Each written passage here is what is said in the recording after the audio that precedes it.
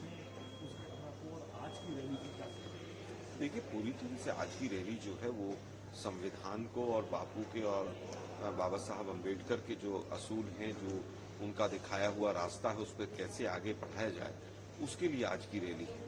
जहां तक बात अमृतसर की है, बहुत दुखद घटना है कि पार्टी केजरीवाल एक तरफ बाबा साहब का फोटो लगाने की जिस तरह से कोशिश करती है तमाम कार्यालयों को अंदर, और दूसरी तरफ बाबा साहब के स्टैच्यू और मूर्तियों की रक्षा तक नहीं कर पाते हैं।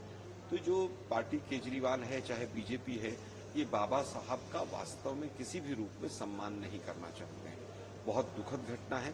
कांग्रेस पार्टी इसकी कड़े शब्दों में निंदा करती है और पुलिस प्रशासन से मांग करते हैं हम कि सख्त से सख्त कार्रवाई हो, जो भी लोग इसमें दोषी हों उनको सख्त से सख्त सजा मिले। सर, इसके अलावा दिल्ली के पूरे चुनाव को किस तरीके से देखते हैं? कल डिप्टी सीएम बनाने की बात की गई, उन्होंने कहा मनीष सिसोदिया ने कि आप सिर्फ एक विधायक को वोट नहीं देंगे, डिप्टी सीएम को वोट देंगे। अब आज जो है बीजेपी कह रही है कि आपने तो कभी दलित मुख्यमंत्री बनाया नहीं, दलितों को रिप्रेजेंटेशन नहीं दिया।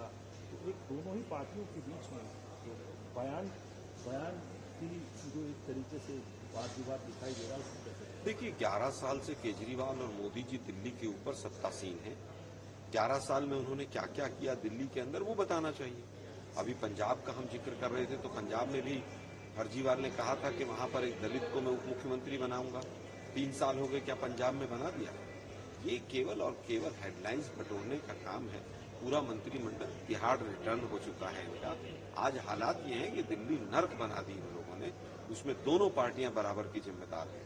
ये शगुफे छोड़ने बंद करो, तुम्हारा जाने का समय आ गया। सर, एक और आखिरी सवाल पूछना चाहूँगा यूसीसी को लेकर। उनको भी सुप्रीम कोर्ट आज से उत्तराखंड में लागू कर दिया गया। बीजेपी से कहती आ रही है कि हमारा एक पायलट प्रोजेक्ट है, जिसमें हम इम्प्लीमेंट कर रहे हैं और उत्तराखंड से उसकी शुरुआत है।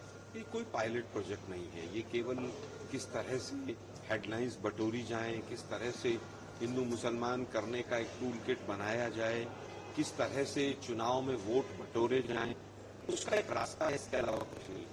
उनके लिए यूनिफॉर्म सिविल कोड से कोई लेना देना नहीं है। जितना मुझे अभी तक समझ आया पढ़ने के बाद, उसमें केवल ये है कि आप अगर लिव इन रिलेशनशिप में रह रहे हैं तो थाने में जाके रिपोर्ट करना पड़ेगा। अरे भाई, आपने पर्सनल लॉ को टच किया नहीं। आप तो बार बार पर्सनल लॉ की बात करते थे, हिंदू मुसलमान बराबर होने चाहिए, ये होना चाहिए, वो होना चाहिए। पर्सनल लॉज को एक विधानसभा या विधानसभा के द्वारा पारित कोई कानून टच नहीं कर सकता है, क्योंकि पर्सनल लॉ के तमाम प्रावधान हमारे संविधान में है और संसद से है। तो मुझे लगता है केवल और केवल गिमिक है, उसके अलावा कुछ नहीं।